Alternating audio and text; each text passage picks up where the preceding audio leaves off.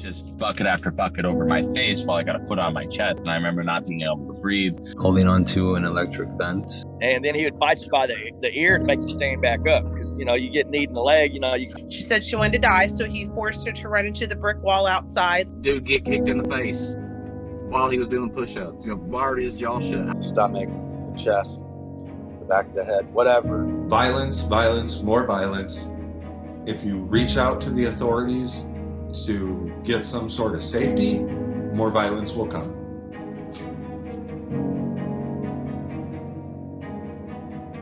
Try to get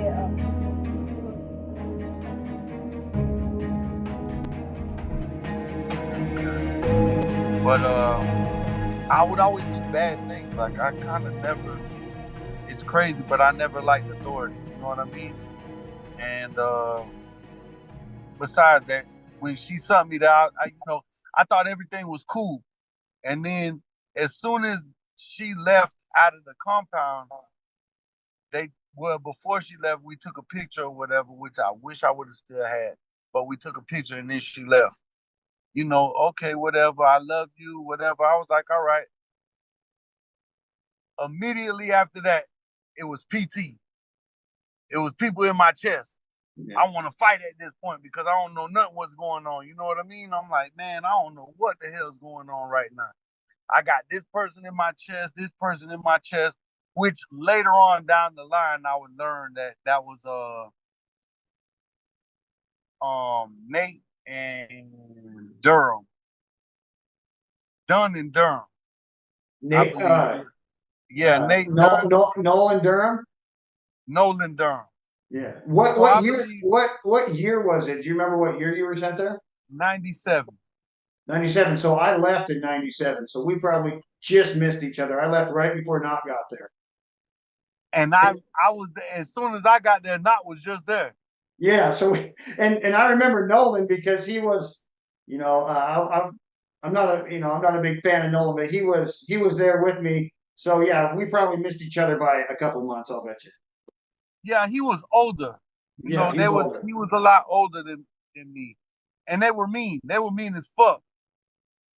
However, that was the lifestyle that I was used to. People just being mean all the time. In South Florida, it's just always like that. You know what I mean? People are just not nice. Everybody's like dog eat dog world type shit since I was young. You know what I mean? Mm-hmm. So when I got there, I was more or less on some I don't care, and these was my favorite words. I don't care. I don't care. Like what you gonna do, I don't care. And then boom, I get beat up. Cause I was more or less trying to fight. You know what I mean? Get beat up. So now I see like, damn, this place ain't no joke. This ain't the camp that grandma was telling me about. You know what I mean? This shit is for real. It's serious. You know what I mean? So now I'm starting to understand, like, things are starting to settle in, and it's crazy. I remember at the time I sucked my thumb, and I had to go into boot camp, and I was like, man, I can't be around all these tough motherfuckers when I'm around here sucking my thumb. You know what I mean? Yeah, but you're still a kid. Huh? I said, but you're still a kid, though, is what's fucked up about it. Yeah, it was crazy, though. You're not supposed to feel like that as a kid, but like I said, I was less fortunate. It was kind of the lifestyle that I was used to. I didn't know any better at the time. You know what I mean? Yeah. I didn't know any better until I got out and got grown and started doing things with myself and started understanding, like, damn, that was a pretty fucked up place to be at. You know what I mean? Yeah. However, when I got out, I experienced more fucked up situations. Because when I got out of there, my grandmother was like, I'm sick of you. I tried everything, and now I'm going to give you up to DCNF. You know what I mean? You going to the Department of Children and Families. I don't got nothing more to do with you. It's over with. You know what I mean? Yeah. We'll get into that a little bit later. Yeah. You know what I'm saying? But as far as the Bethel's concerned, once I got beat up, I was like, man, this shit is for real. So, now times is getting, I'm starting to realize, like, this is serious. I stopped sucking my thumb at that time, so I appreciate them for that. You know what I mean? Yeah. Hey And man, then, look who's gonna. So also, so you get to Bethel, you realize it's not at all what you probably explain to your Grandma said grandma it was. what you were saying. So what was like that first kind of, and I know you were probably going to get into it, but what was like kind of the first week or first couple of weeks or that first initial, like, what was that like? Man, it was fucked up like it was fucked up for everybody else. And then I had two people that was just like, I had two people that was very strict. You know what I mean?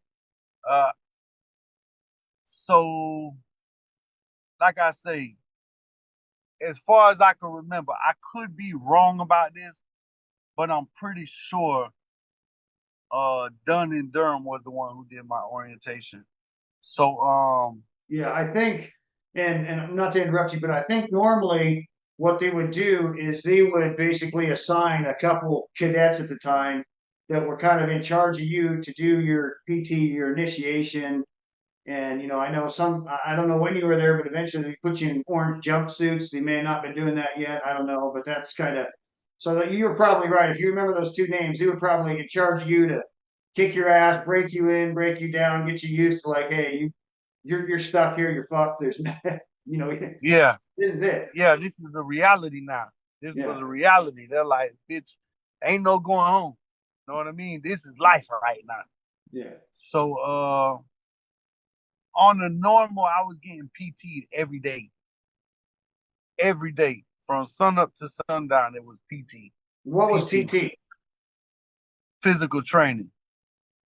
Yeah, I got PT'd every day till you throw up. After you throw up, more PT. Throw up again, more PT. You cry, they get in your face and tell you you ain't shit. You a fucking maggot and all kind of shit. And they let you know, like, hey man, you ain't shit here until you prove yourself. You know what I mean? But right this second, you on fucking orientation, you ain't shit. So at the end of the day, everybody goes through this. So now, even when you get a time of rest, and you're around other cadets or other people, they're more or less being hard on you at the same time because you're a new fish in the situation. You feel what I'm saying? Yeah. You've got people that got rank in there and people that's just been there for a lot longer than most people and all this other sucker shit that was going on that I really wasn't used to at the time. You know what I mean? Yeah. Especially being from South Florida, it was definitely this was all different. Feel what I'm saying? Yeah. Yeah. So yeah, the only thing I could say about that place, they had good food. At the time, Yeah. like they had good food. But They did. they gonna feed you good and make you throw it up in my Yeah. first 2 weeks. We talking about the first 2 weeks. Yeah. So Yeah. you wake up, from the time you wake up to the time you go to sleep is PT. You eat good, you throw it up. You can't even enjoy it. They give you 30 seconds to eat, 30 seconds to bathe, 30 seconds to shit, 30 seconds to pee. You a 30-second person for months, probably Yeah. 2 months. Or you feel what I'm saying? However Yeah. long it takes you to learn the handbook and all the damn. So what, tell me a little bit, like from your point of view as being an 11-year-old going through there, being there almost 2 years, Not was there with you the whole time, obviously. Yes, he So, was.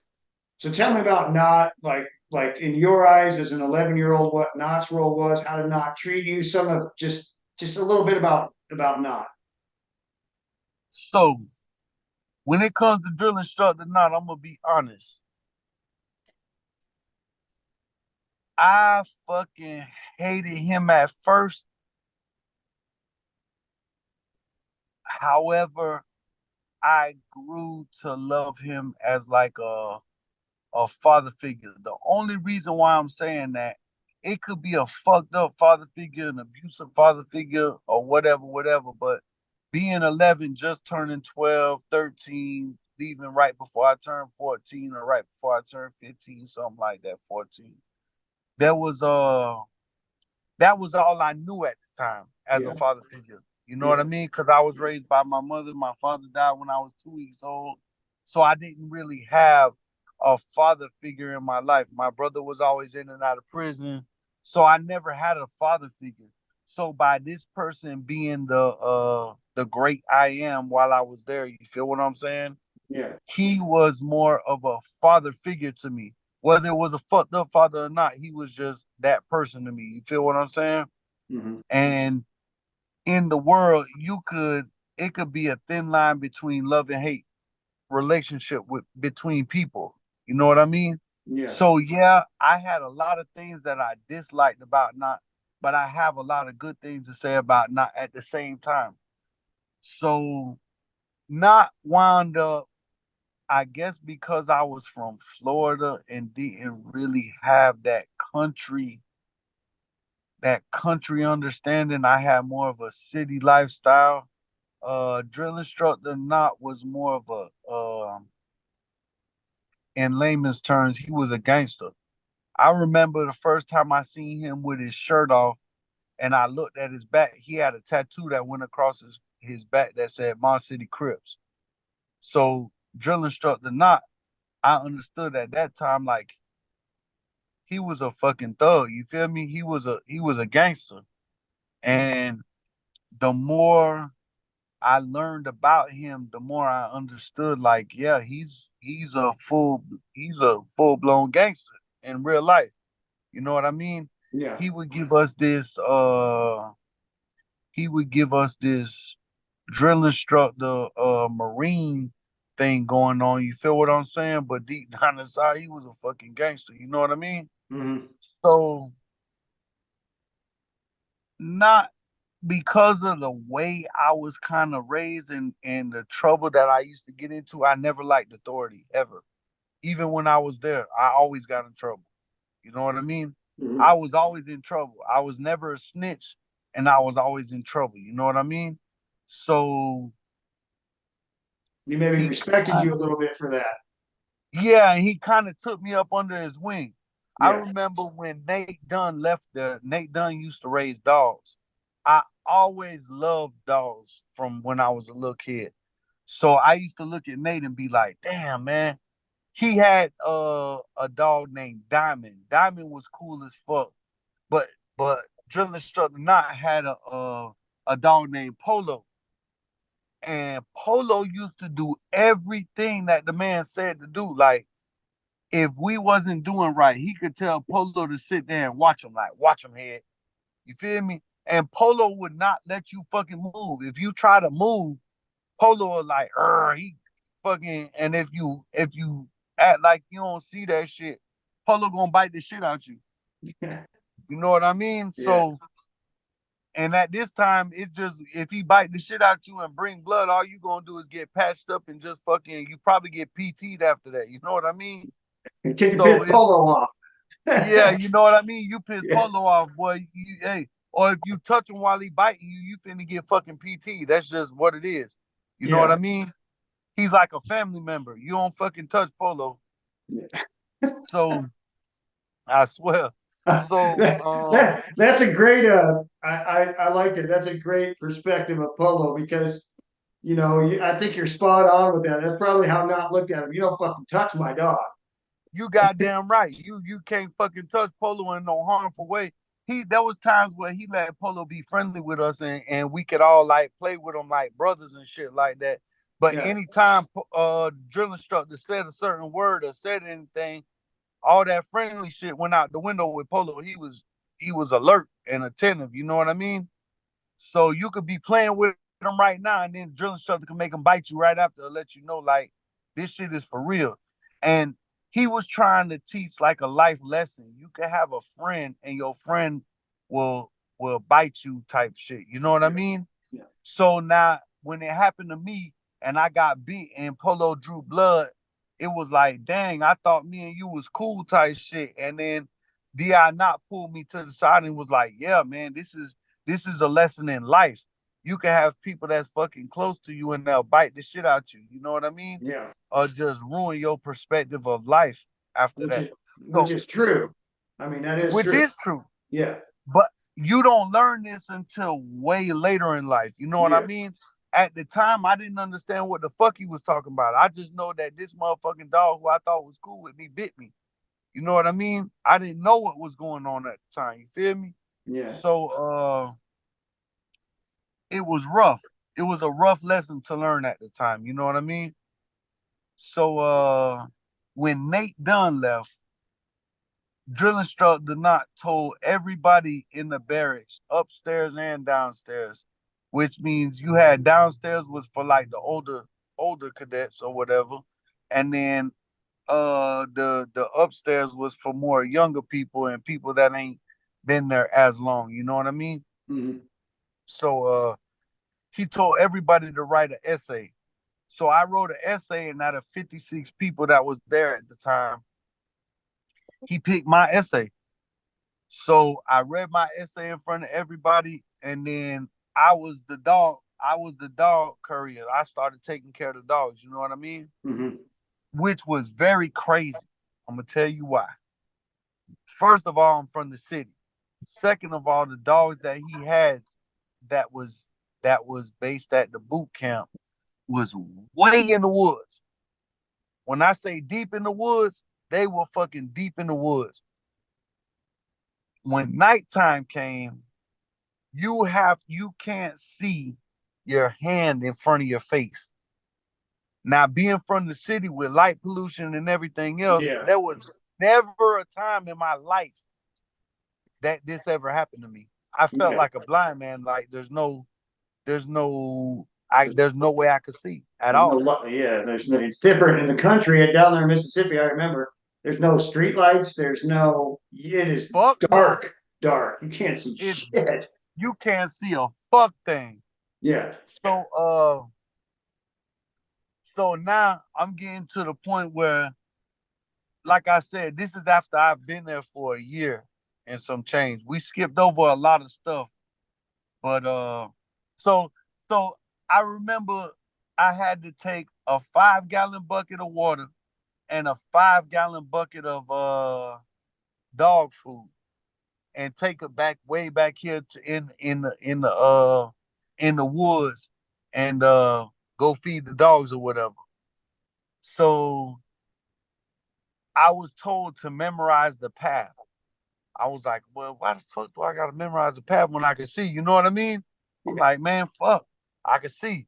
So now being a little kid, I was kind of scared of the dark too. I'm not gonna lie, I was scared of the dark. Yeah. So when it came time for me to go back there, I had to go back there twice a day. And once in the morning and once in the evening. But when I went in the evening time, I couldn't see. And then you gotta use your 5 senses. You gotta use your ears to follow the path to get to where they're at. You know what I mean? Mm-hmm. And by it being so dark, I used to think fucking ghosts was out there. I used to hear bears and all kind of shit. Like it was crazy. It was crazy. So I remember every now and again they used to make somebody help me go take like one of the 5 gallon buckets down there at night so that we can see. And I would have a flashlight sometimes, you know what I mean? But even when you got the flashlight only show directly where you're flashing it at. Everything around the flashlight is pitch black, you know what I mean? Mm-hmm. So I remember John Moody one time. Moody was young too. But Moody I took him back there, and this shit was crazy for both of us. You know what I mean? By this time, I had went back there a few times, so I'm playing tricks on Moody and stuff like that. And then, it's kind of crazy. I might throw a stick. I might bend down and pick up a stick and rock or something and throw it over there, and then be like, "Oh shit, what is that?" You know what I mean? Yeah, that's right. That's what we do to each other there, man. Yeah, you kind of scare each other. It's whatever. You little bitch. Come on, man. I throw the rock over that type shit. But Moody, I was cool. I was cool as fuck with Moody. And we used to go out there, whatever, and go feed them. And then I remember my first dog that I had raised there was Jasmine. They called the something J. They called her like the kids in the boot camp, but her real name was Jasmine. You know what I mean? Dan told me her name one time, but I forgot. It's in my texts or whatever. But I had done raised this dog, and by me being in the boot camp, this was like my child type thing. You know what I mean? This was everything. This was my freedom. This was my everything when I was dealing with Jasmine. You know what I mean? So I remember he was teaching me how to raise the dogs to fight or whatever. You feel me? So once Jasmine got to a certain point where she was doing everything that I was saying, he he had another little cage, and he had set traps to catch raccoons, and he caught this raccoon, and he made me throw the raccoon in the cage with the dog, and I watched the raccoon fuck my dog up. You know what I mean? And the dog wound up beating the raccoon, but she was fucked up behind it. You know what I mean? And then I had to go learn how to stitch her wounds up and cater to her and put things on her wounds and things like that. You know what I mean? And since she beat the raccoon, he took her one time to a fight. And Drill Instructor Knott was a big dog fighter. You know what I mean? He was in the books and everything. So when he had a new dog come to the ring, it was no less than 3,500. And we're talking about in '96 when money was money. You know what I mean? Yeah. So $3,500 back then was a whole lot of fucking money. You know? Yeah. So I remember he took my dog one time and he told me, he's like, man, if Jazz win, then I'm gonna get you whatever you want on commissary. And I remember at this time, I wanted these lineman boots that Durham had, where there was a boot, they went real high, and they had, instead of no leather going across it, it had like a leather strap that went across like the toe. And when you shined it up real good and then shined up the heel part, it looked different from everybody else's boots. You know what I mean? So I was like, man, that was my pride and joy. I wanted them boots. So her first fight, she actually won. And when he came back, he was so happy. He ordered the boots for me. I got the boots. And then he ordered me a bunch of commissary stuff. And I got the commissary and I was real happy. And I was like, whatever. She had got a couple bruises, so I had to tend to her and fix her wounds or whatnot. And then a couple months down the line, she got into another fight. He took her for another fight. And she happened to lose this fight. When she lost that fight, he made me kill that dog, and it hurt me. When I say that crushed me, that fucking crushed me at that time, because this was like my child at the time. You know what I mean? And I wasn't nothing but a child at the time, but I could say that fucking crushed me. It taught me a lesson in life, though. It taught me, like, you can't get so close to everything where you lose yourself in it. You know what I mean? Yeah. But as a child, that's a rough lesson to learn. You feel what I'm saying? I had to kill that dog with a fucking shovel. So that was like traumatizing, if Yeah, I it's could say fucked the up. least. You feel what I'm saying? It was Yeah, it that's was fucked up. fucked up. It was very fucked up. You know? If there's time, we'll get back to other stories. But let Yeah. me ask you: so, your whole experience with Bethel, in your mind, what did you get out of it? Is there anything good? What was the bad? Would you change anything? Like what? Like, just tell me about like what you think about your whole experience now as an adult. Like what are your thoughts on all that?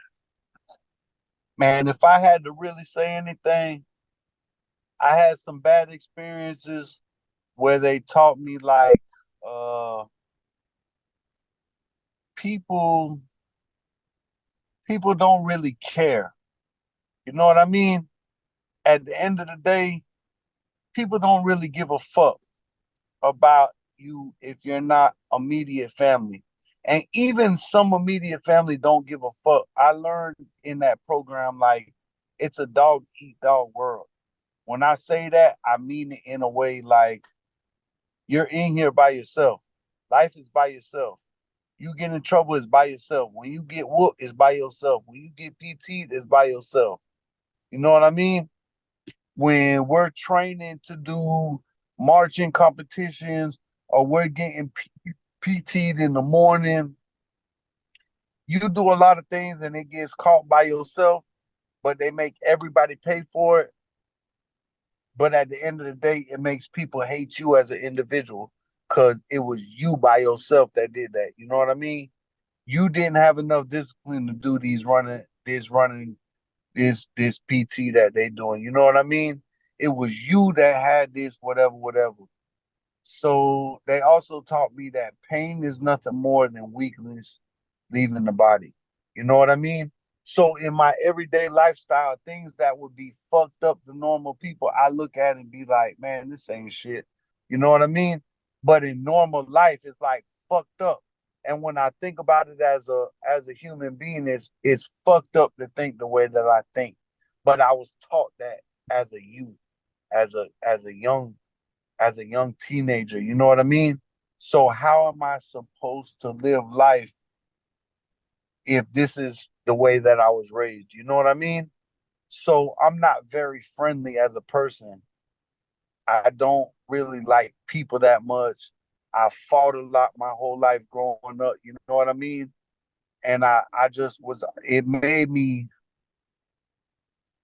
that place made me really rough, if I could say the least. You know what I mean?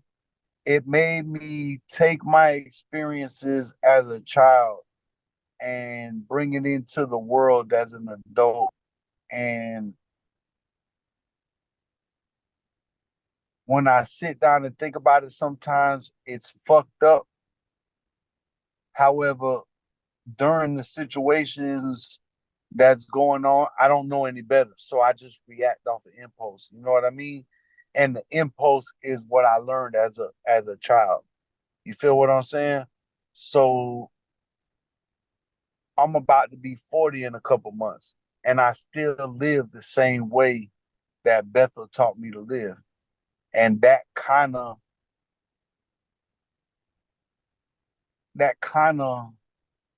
affected my way of life. You know what I mean?